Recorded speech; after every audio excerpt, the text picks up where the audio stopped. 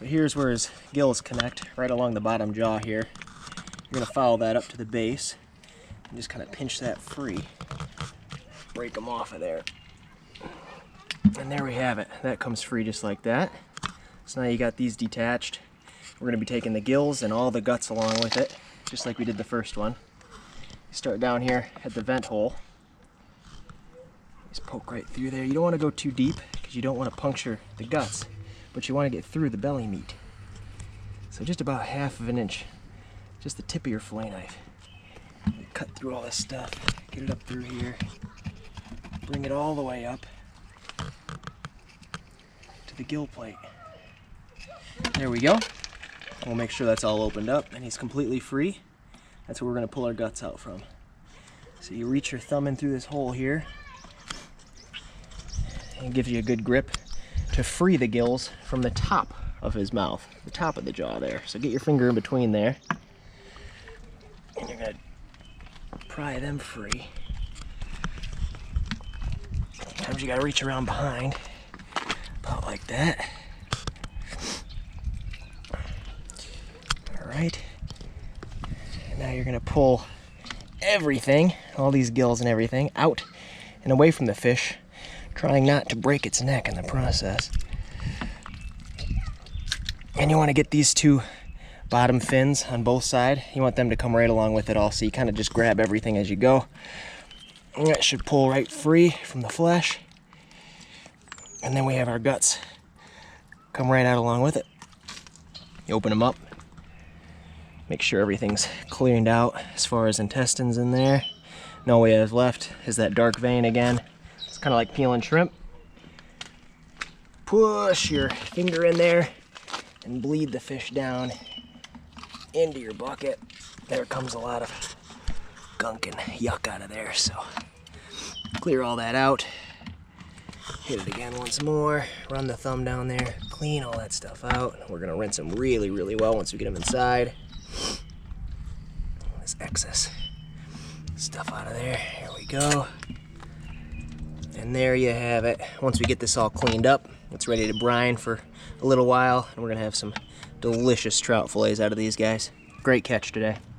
Perfect. There you have it. Okay, now that our fish are gutted, we got them all clean in the sink, and here's what they should look like.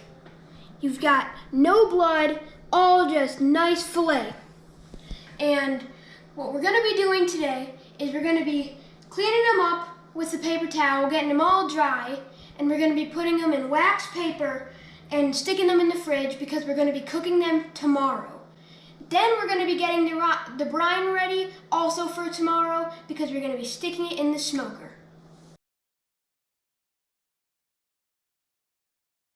The first way we're going to start this process is by cleaning up our fish a little bit. I'm going to be using a balled up paper towel to get inside of the fish's chest cavity. So as you can see, I'm getting into the spine because we did have to clean up a little vein in there. And also you can get inside of the head because there is going to be some blood in there. Next, we're going to start on cleaning the scales. You can dab the fish scales, but I chose to wrap the paper towel around the fish and go down that way.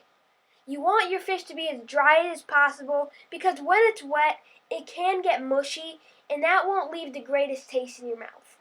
As you can see, I'm wiping down the board so I don't set the fish down back in its slime.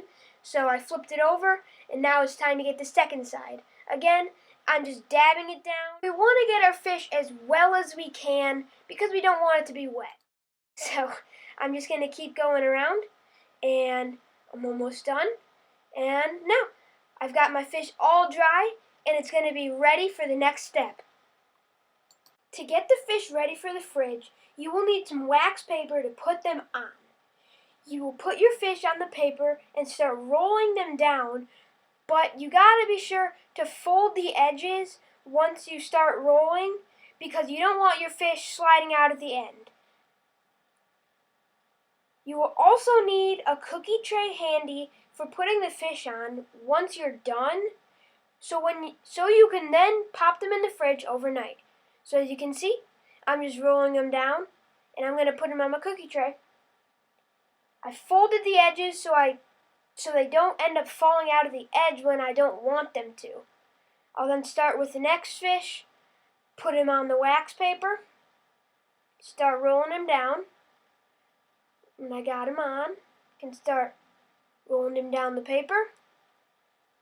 Then I'm going to fold the edges right here, just so he doesn't slide off on me. Then I'm just going to finish up the folding process, and I can put him on the tray, so he'll be ready for the fridge overnight, and when we wake up, he'll be all firm. What you're going to need to start your brine is 8 cups of lukewarm water, as you can see right in that tub.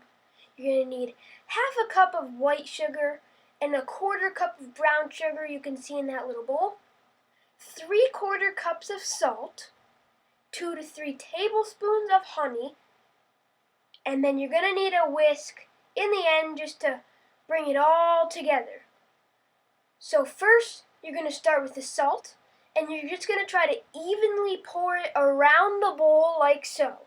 So I'm just trying to pour it around and not get it all clumped up in one side. Next, brown and white sugar. Also, it's going to come out fast because it's kind of clumpy, so what you're going to want to do is just, again, pour it slowly and try to get it as even as you can. Now what you're going to want to do is you're actually going to want to start whisking now before we put the honey in. So you're going to want to take your whisk and get all in the corners and everything like that, because you don't want anything, no crystals, getting stuck in your brine. It's very important. So just make sure that you get all of the crystals crunched up. So if you see any in there, be sure to get them crunched because we don't want them in our brine when we put our fish in.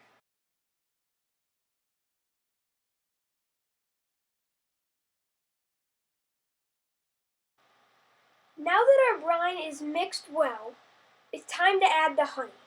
You should add at least 2 to 3 tablespoons, or in my case, about 2 to 3 good squeezes. Now after you add your honey, you're going to want to continue to whisk your brine until it is liquidy like it was before we added the honey. Your next step is to leave the brine in the fridge overnight so it has enough time to settle. So we made our brine last night, and we also wrapped up our fish. So what we're going to be doing right now is getting our fish in the brine because we're going to be smoking them today. So what you're going to want to do is you're going to want to unwrap your fish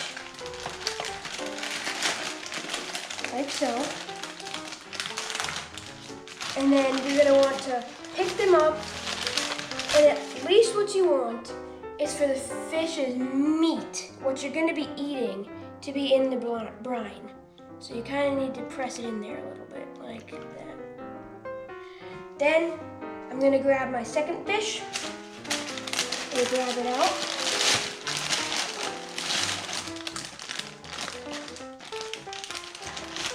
Same thing with this one.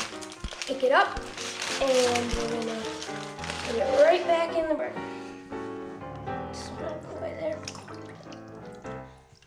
And you're going to want to have a plate handy to keep pressure on the fish so they don't go sliding around in there. And this will also help keep the meat nice and good in there. Get them all soaked. So we're going to want to pop this right back in the fridge for about 3 to 4 hours so we can get it in the smoker and ready. Now that our fish have been in the brine for about 4 hours, the next step is to just clean them off, and we're going to also put them back in the fridge so they're just perfect for the smoker. So what you're going to want to do is have a nice tub of water here full of cold water, and you're going to get your fish right out of the brine, put them in your cold water, and just clean them off a little bit. Get on the inside, clean it out. Make sure there's no just like extra brine in there. So get all the cracks, flip them over and stuff, get all the scales, and then once you're done with that, you can put them right on your cutting board. Same thing with the other fish. Snatch them out of the brine real quick. Put them in here, and then start cleaning them out. Make sure there's nothing that you don't want in here. So just get everything off. And we're gonna put them right on here. Next, you're gonna wanna grab your paper towel, and we're gonna start drying off our fish. So, I'm gonna open it up, get all the little cracks in there, get in the head, get the sides of your fish. Make sure it's all just nice and dry in there. Then you're gonna wanna head to the scales. Just pat them off a little bit. Pick them up. Dry off the bottom. Flip them over and get it again. Okay, same thing with the other fish. Gonna wanna start on the inside. Just pat them down. Get them all dry. And then start on the outside. Pat them all down. Pick them up. Just clean it up a little bit under them. Flip them over and just dry off the scales now. So now that we got our fish all dry, we're gonna want to put them on this cookie sheet, which has wax paper over it, so we can put them then into the fridge again for another hour so they're perfect and firm. So we had our fish in the fridge for about an hour, and we took them out because we decided they were about ready for the smoker. So, as you can see, we put some toothpicks in the chest cavity for when we put it in the smoker. We want all the smoke to get in the body to get just the perfect smoky flavor. Now, before we put it in the smoker, I'm gonna get some help from an adult because I don't want to do this and get my fingers burnt and do it the wrong way.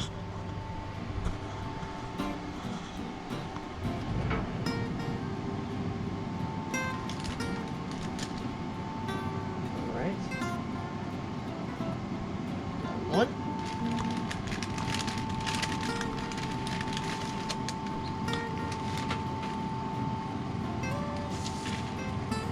There's two. You're gonna wanna leave it in the smoker for about 3 hours until it's just like getting flaky and it feels like you can pull it away.